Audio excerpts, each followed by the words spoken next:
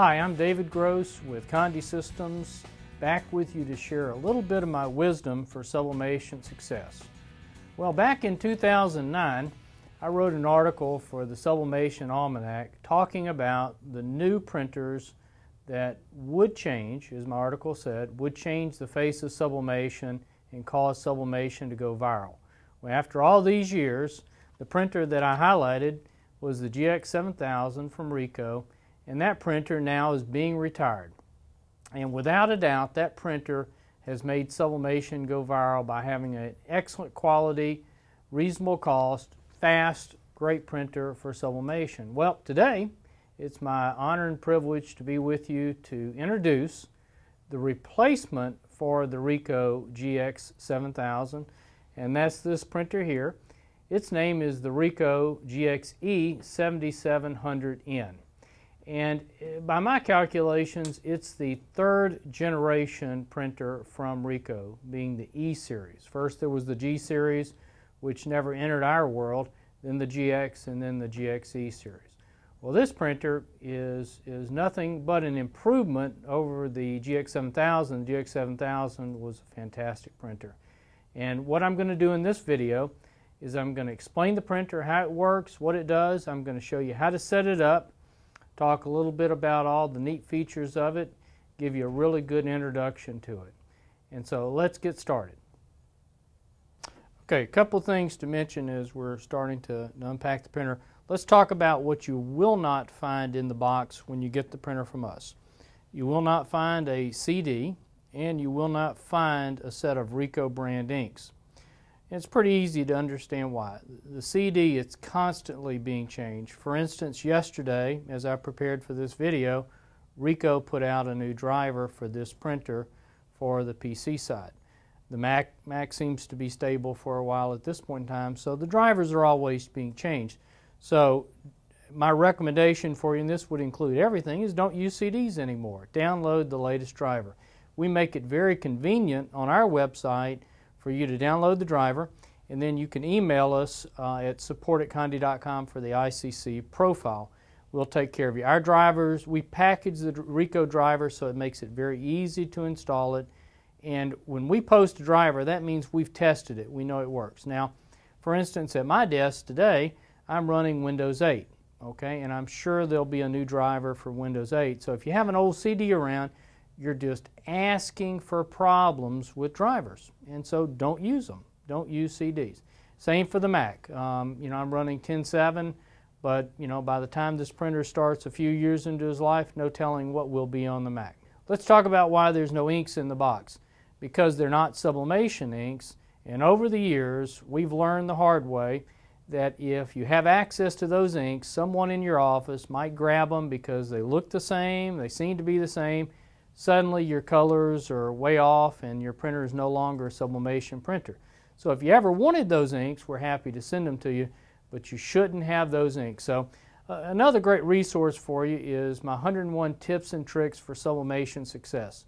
And I'll give you a web link that references my articles. If you go to condi.com/NBM, Nancy Boy Mary, and I've got a collection of articles that I've written.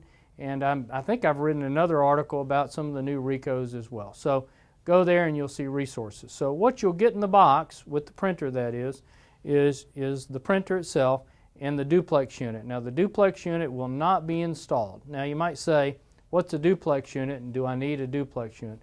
The answer is you don't need a duplex unit. The duplex unit is for printing on both sides of the paper. But the printer will not operate unless the duplex unit is plugged in. So I'm going to show you where that goes. And with the 7000, we even put up a video for folks that didn't want to use the duplex unit, how to tell the printer that it didn't need the duplex unit. So again, Ricoh did design the printer so it's possible to operate either way, but the mode that it comes out of the box, we have to install the duplex unit. Now, what really makes this printer great is out of the box you can do 11 by 17, and you can do legal, and you can do letter, and you can also do our smaller sizes of mug paper, the mug 11 and mug 15. If you add the bypass tray, which is right over here, suddenly you get another paper source, and you have the ability to use the all-important 13 by 19 paper. Now some people call that Super B, some people call it Super A3B, something like that, but it's 13 by 19. And that's a very important paper for doing all sorts of larger products, like for instance cutting boards. So if you buy the 7700, you can buy the bypass tray with the printer at the same time, or you can buy it later. But it's a great resource. It's inexpensive kind of thing. Now, one accessory that I don't have here today, because Ricoh has just not made them available yet, is this printer also will accept another bottom tray. So the printer lifts up a little bit, another tray goes under here, and it does the same thing as the built-in tray. The built-in tray will hold 250 sheets of paper. It will hold all sizes up to and including 11 by 17, and so that bottom tray does the same thing. Why would you want the bottom tray? Well, it's real simple. If you want to have more papers available at the same time, so you don't have to walk over to the printer and put in another paper, take it out, it's very handy. Now, the bottom tray becomes a little bit more important with this printer because this printer comes out of the box with Ethernet. And so that means you can plug it up to your network, and we'll have a video showing you how you can plug it up to your wireless router, so that if you have a wireless network, your laptops, things like that, will be able to print to it. Okay, so let's start taking it apart at this point. Now, this is the tray, which we'll cover in a little bit more detail, is talking about how to adjust it. And we'll put this over here just for now. And I'm going to start taking off all the tape, and it's like Christmas comes a little early for us. This is the ink cartridge door, and this has changed just a little bit since the days of 7000. The first thing to note is down here is where the waste ink container is, and Ricoh calls it an ink collector unit, and when this is full you replace it. Okay, and I'm sure I'll have some videos that show you some tricks to bypass it in a state of emergency like I do for the other printers, but anyway, it's right under here. Another thing to note is that the ink doors, this printer supports both a small size cartridge and a large. And we're going to call the small standard size, and we're going to call the large high capacity. And we'll talk about what all that means. But you can mix and match the cartridges. You can put any of them in here you want. The printer will figure it out. Okay, on the Ricoh printers, when we're starting to print and using ink and so forth, the electronic chip that is on these cartridges is communicating the ink level to the display here. But as we start getting towards 0, the printer will operate until the bag is completely flat, and a little vacuum sensor is tripped inside the printer, indicating that the printer can no longer get any ink out of the bag. At that point in time, it sends a kill signal to the chip on the cartridge, and that feature allows you to get every drop of ink out of the bag. So it's a very valuable feature because you're able to get more ink out of it. So I think it's a really neat feature. Here are the two sizes of cartridges. The 3300, which is the E-series smaller version of this printer, this cartridge works in this printer, so this would be what we'll call the standard capacity. And then here is the large capacity cartridge, and that. Now the large capacity holds what I estimate to be about 60 milliliters of ink, and the standard capacity holds about 29 milliliters of ink. I think the black cartridges for both of these hold a little bit more. I suspect in the high capacity it's about 65. For the standard capacity maybe 32 or 33. In just a second we're going to be putting these ink cartridges in, and we're going to do a charge. And when we charge, it's filling up the ink lines that I'm about to show you inside the printer. So we'll talk more about that. Let's continue our tour of the printer. And this is the paper tray, and we'll cover how to adjust the paper tray and so forth. I affectionately call the Ricoh paper trays my Japanese Rubik's Cubes, and you'll know what I mean in just a little bit. Okay? So what we want to do first is want to talk about what's under here. Okay, we're looking straight down here. These are obviously the ink tubes, and so the cartridges fill the tubes with ink, and then the print head is sitting over here. The print head goes back and forth, and so when we're charging the printer in just a second, it's going to be filling these tubes, which of course at this point in time are empty. Now, if we look straight down, we're going to see this shiny black thing, and this is an electrostatic belt. And in Ricoh's latest literature, they even call this sort of a hybrid laser inkjet printer. And the reason is this belt is charged with electricity, so it has a static charge.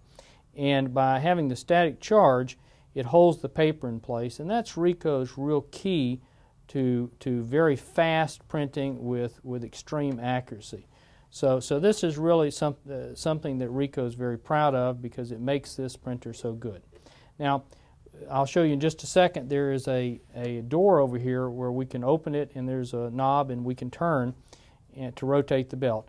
I'm sure on videos, just like we have for the 7000, I'll explain how to clean the belt. Over time, the belt will get ink built up on it, and when it does, you'll need to clean it. This little deal right here is a switch, and the switch moves the print head height from normal to high, for instance, if you were doing envelopes. If you were to ever accidentally push this into that position and print with it, your quality would be substandard. It would not work well. So this really does need to stay in this down position. So when you're unpacking it, just verify that indeed it is. Another little neat feature just to show you is the front panel rotates upward so that in case you've got the printer on a shelf or whatever, it makes easier access and it's easier to read the display. And sure enough, the display is important, the front panel is important, but if you'll hook the printer up Ethernet, which is certainly what I recommend, you can pull up the web browser for the printer and you can see the status and pretty much get to all the features you need to directly from the built-in web server inside the printer. So really neat kind of feature. Okay, we're looking at the back of the printer. I want to cover a couple of things and then we'll install everything. First is there's a door back here that is for jam recovery. And we're going to go ahead and open the door. And if you'll notice there's a 1, 1, and then a 2. And what we're going to do is we push that in, push this in, and then this door opens up. So if a piece of paper was caught up in there, you might have access to it from here. And I'll show you the door on the side in just a second, and that would also allow you to roll a piece of paper through. So better to use the feature of the printer recovery instead of grabbing it. All right, so we're going to close this. Also, while we're back here, we'll just cover the interfaces. This is the USB port. This is the Ethernet port. I have a lot of folks that when they're installing it, because these are located in the back, they'll accidentally push the USB port into Ethernet. It does go in there. It, of course, doesn't work, but it will fit in there. So, again, make sure that whatever connector you're using, you're putting in the correct spot. All right, so now we want to unpack the duplex unit and remove the paper, the packing tape.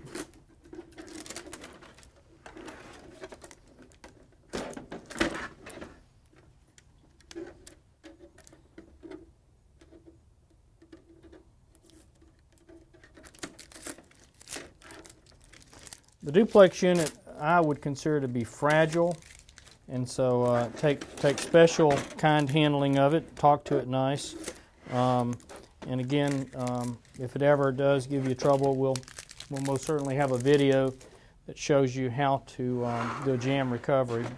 Okay, here's the duplex unit. It does have a little door here, and this opens again for jam recovery.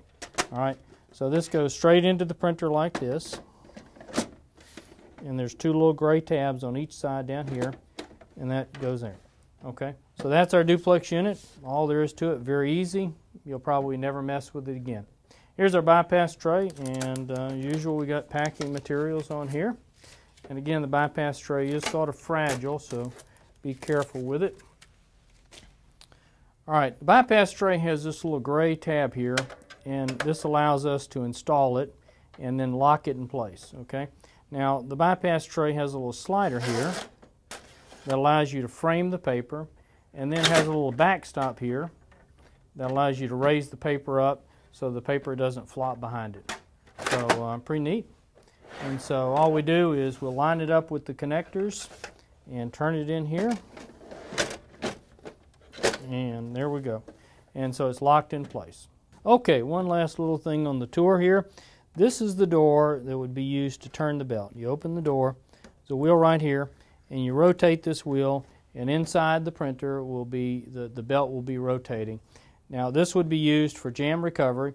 You could also use it if we ever need to clean the belt. Refer to our video on belt cleaning. Okay, we're ready to charge this printer. We're going to connect the power. And during this stage, we don't want to connect it to the computer quite yet. We want to do that during the driver install. One note on the power. I do recommend that you hook this printer and printers like it and computers to UPSs so in the event of power failures, the printer stays on. Sometimes computers and printers can go crazy when power failures occur. I'm going to install the standard capacity cartridges in the printer at this point. One thing to keep in mind is that these cartridges the standard ones hold about 29 milliliters of ink. And that may not sound like a lot, but the ink efficiency of this printer is immense. This is a gel ink, meaning it's more of a concentrate. And by my calculations, 1 milliliter of this ink is the same as 3 milliliters of Epson inks. So traditionally, this printer has been much less expensive to operate than some of the desktop Epson printers like the 4800s, 4880s, things like that. So that's why the Ricohs have been very successful, because they are stingy on ink usage. And so that's a very powerful feature. We'll go ahead and open the cartridge here. We're going to put in our yellow, push it all the way in, and we'll get out the next color, which is going to be magenta. And by the way, everybody, I am left-handed, so using scissors is a little bit of a problem, I think, for me. But we've coped. And let's go to the next color. Now, one of the questions I'm sure you're asked is, can you mix and match different size cartridges? And the answer is yes, you can. So you'll be able to do that. And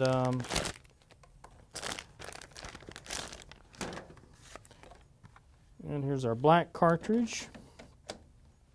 And our last cartridge here. I found that this printer and the colors and just the quality all the way around just have been phenomenal.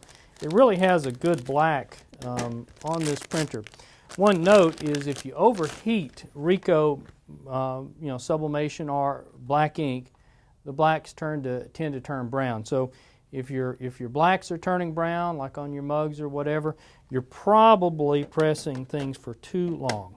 Okay, so we got all our cartridges in. We're going to close the door. Okay, and clean up just a little bit here, and we're going to turn it on. Now, what's going to happen next is we're going to go through an ink charge process. This is a one-time thing. You're not going to go through this again, but during the process, it's going to take about 7 minutes. It's going to pull ink out of the cartridges, fill the tubes in the printer. Okay, so let's turn it on. You hear all the whirl of it, and it tells us it's loading ink. In just a second, it's going to give us a wait time. Wait 5 minutes, and then we're ready to go. While the printer's charging, let's talk about a few other things. One is that the inks will be stamped on the box, and on the left side of the cartridge, a use by date. Please take a note of that date, and that's going to help guide you about when the cartridge should be replaced in the event that it's not empty. Now, one of the things I mentioned, and it's actually my first tip in my 101 tips and tricks for sublimation success, is to document what's going on with your printer and so forth, and you can document your success, your failures, things like that. And I think that's very important. So when you change a cartridge, for instance, document what the page count is on the printer, and I'll show you where that is in the front panel. Document, for instance, what the use by date is on these cartridges, and like everything else, whether it be medicine or whatever, those use by dates are important, and you should keep up with them, know what they are. So now let's talk a little bit about paper. For this printer, we recommend 2 papers for it. The first paper is the Dytrans SPP. That's Sam, Paul are the initials. And this is a very proven paper. It's been in use for almost 20 years, and it's just an excellent paper. The Dytrans SPP paper is a good universal paper, and it's also especially good for hard substrates like ceramic tiles and Unisub, because it has a very sharp dot. It has just a crisp output. And dot gain is, for instance, when you drop ink on newspaper, you know how it spreads out. Well, this ink, with this ink and this paper, we really get minimal dot gain. That gives us a very sharp transfer and a sharp imprint to our substrate.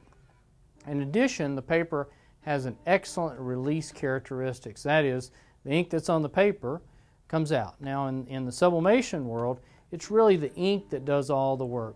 The paper is just simply the means that we use to carry the ink from the printer to the substrate. Okay? Now, the second paper we have is called the TexPrint R paper.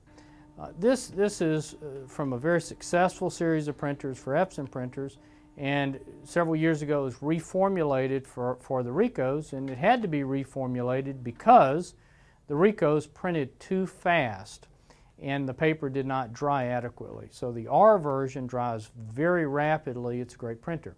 I prefer the TexPrint R paper on soft substrates. It has better release characteristics for soft substrates, and it does that with just giving up a little bit of dot gain. And for soft substrates, it's the right thing to do. I also recommend the TexPrint R paper on a few hard substrates like glass and our Subli-Slate, very popular products, and I think it just works better on those. Our instructions will always guide you with which paper we recommend, but generally speaking, if you have one or the other paper, or both, you're probably in good shape. Now, all these papers we cut to different sizes, and for this printer, we have in the Dytrans line, we have our Mug 11 paper and Mug 15 paper. These are incredibly handy for folks that do mugs because you can literally put the paper in the tray, and you'll need to create a custom paper size, which we can help you with. But when you print on it, take it out, you're ready to put on your mug. There's no trimming, there's no work, and you get your mug out much faster. So we have our Mug 11 and Mug 15 papers, and then we have letter, we have legal size, we have 11 by 17, and then we have 13 by 19. We also have a roll of banner paper available. If you have the bypass tray, you can actually do banner printing. And so the paper comes in a width of 8.5 inches wide, or it actually comes in 13 inches wide. And you might ask yourself, why in the world would you want to do banner with this printer? Well, it turns out that there's a bunch of folks out there that do neckties. For instance, in the hockey world, which is of course not a big deal down here in the South, everybody wears a tie to the hockey rink. And so with banner, you can sort of cheat. You can print, a longer print, and then pro spray the transfer, put the necktie on there, and you sort of run it through your press with multiple pressings. It's not a perfect situation, but it certainly does work. And so, might do that. I believe I do have a video on doing neckties. So there's a bunch of things we've learned over all these years. Been doing this for plus 20 years. And hopefully I can remember everything to communicate to you to help you out, but if not, I probably got another video. Well, our printer is finished charging, and at this stage what I want to do is I want to show you how to use the paper tray. We're going to pull the paper tray out here. Alright, that's our paper tray. Got a lot of moving parts in here, so let's talk about them. First is I want to show you how to grow the paper tray so that it supports the 11 by 17 paper size. And we do that by pushing this little tab right here in, push this one in as well, and then we're going to grow the paper tray, okay? And then we lock it back in place. In this mode, you're all set for all sizes up to 11 by 17, so there's no need to go back and forth here. Now inside the paper tray itself, we've got this right here, and these frame the paper on the left and right. And so you just lift this up right here and you frame the paper. It goes back and forth like this. Okay. This right here is the backstop, and this is what pushes the paper forward. Now, the paper feeds out of here and does what we call a C-turn. And so when we put paper in this tray, we want to put it with the bright white side face down. Bright white side will go face down. Okay. And so, for instance, we'll put some letter paper in here. Now, when we put letter paper in here, we do what we call put in short edge first. So the short edge goes first, and it goes all the way up to the top here. Okay, then we want to frame it. Okay, got that. And then we want to push our backstop up.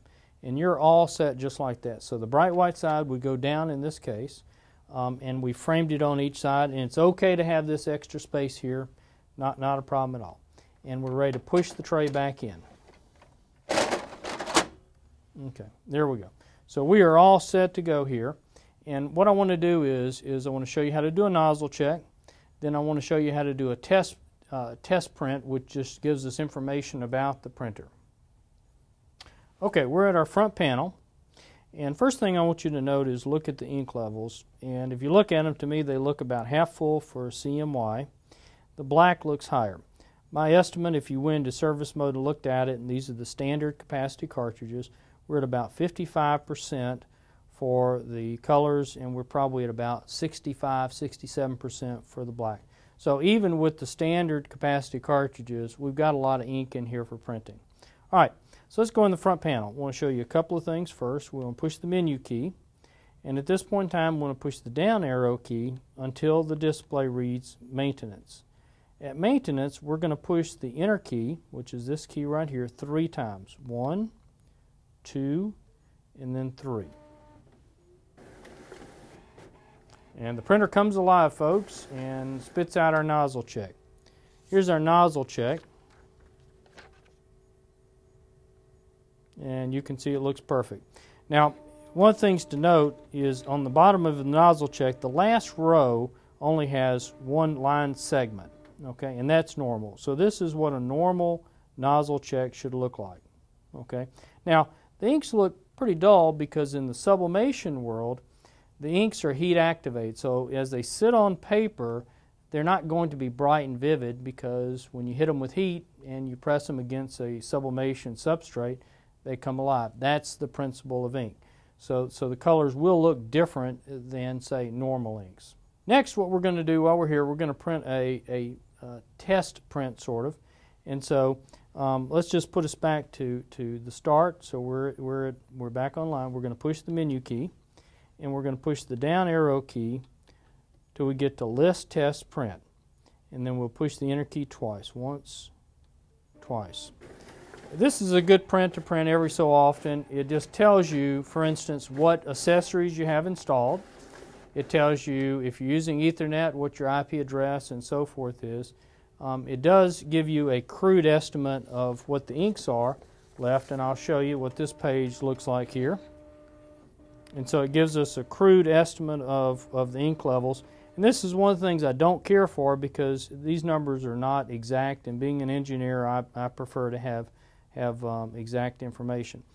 It does indicate right here that we have a bypass installed, so this is a good test to do because it's going to confirm to you if the printer sees the bypass tray. And by the way, if you ever do remove the bypass tray from the printer to recover from a jam or whatever the reason is, you need to turn the printer off after reinstalling it for the printer to again see that there is a bypass tray. Let's go over the bypass tray. We're going to grab our Dytrans SPP paper for it, and before we unpack it, we're going to pull the backstop up. The backstop just keeps the paper from falling back in the back, and we'll take it out of the package here. And the official capacity of the bypass tray is 100 sheets. I don't recommend that you put that many in it, but I don't recommend that you put just 1 sheet. The tray will not behave if you just put, so we're going to put just a good handful of paper. Now, some people will say, well, the bypass tray is so convenient, why don't I just put all the sizes of paper in there? And I would say that's not what I want you to do because the bypass tray is not as rugged as this built-in tray. You could do tens of thousands of sheets from the bottom tray. The bypass tray is I think, best used for the 13 by 19 paper. And so it goes in like this.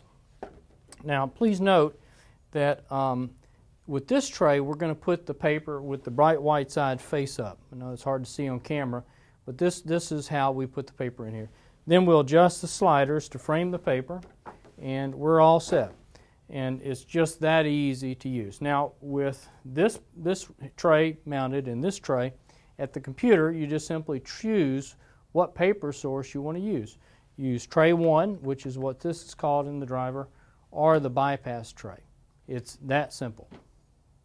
Okay, our printer is set up, ready to go. We've done a nozzle check, we print report, we know the printer sees the bypass tray. What's the next step? Well, the next step is to do the computer portion of the install. And so here are the steps.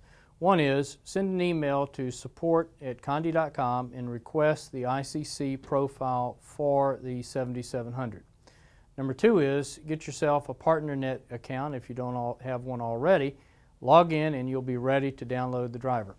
But the real method we prefer at Condy Systems is for you to just simply call us, go to tech support, and one of our tech support people, it may be me, will remote into your computer and set everything up for you. And that way we know it's done right. We're very sticklers for doing things precisely correct every time, and I think we do a good job at that. So we'll get your computer set up. Now before you call, make sure you know a few things to help us. Number 1, Mac or PC. Number 2, what version of the operating system you're running. And let us know how you want to hook up the printer. Do you want to hook up USB or do you want to hook up Ethernet? If you have a wireless network where you're at, you could always plug the printer, the Ethernet port, into your wireless router, and that way it's accessible for all your devices.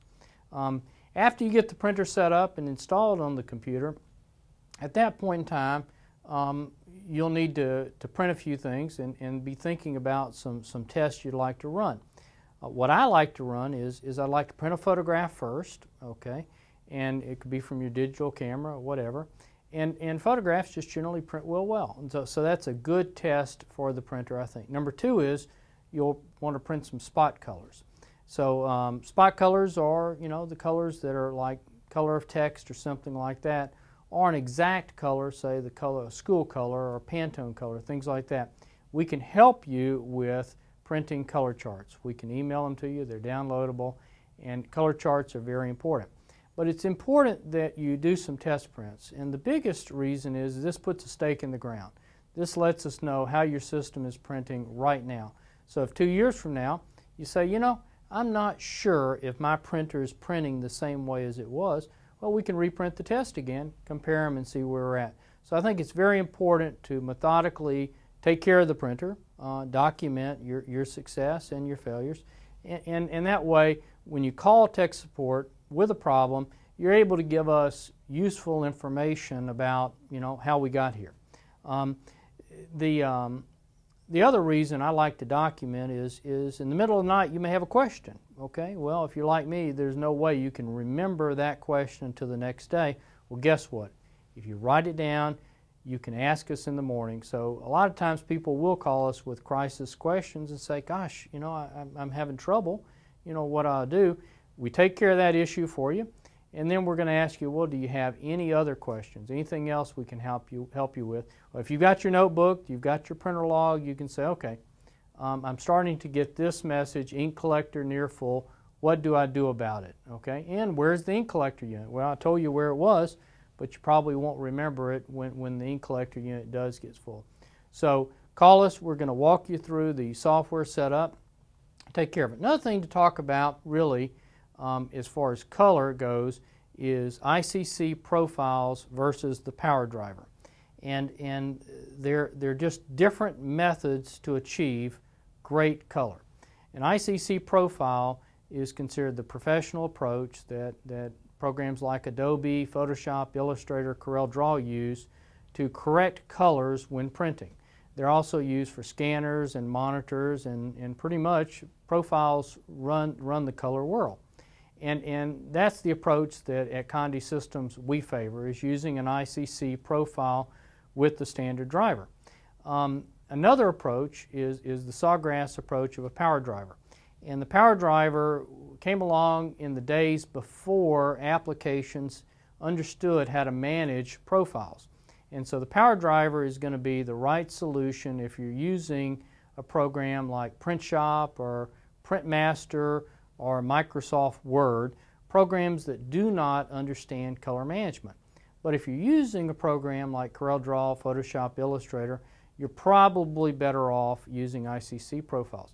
Now with your last printer, if you use the power driver and you're comfortable with the power driver, there's a power driver available for this printer and it works just fine. So either approach is okay with me. Just let us know, how we can, what approach you're going to use. And if you don't know what you need, just tell us what program you'll be printing from, and we'll recommend what we think is best. Well, this has been David Gross with Conti Systems introducing the newest member of the Dytrans family, the Ricoh GX e7700N.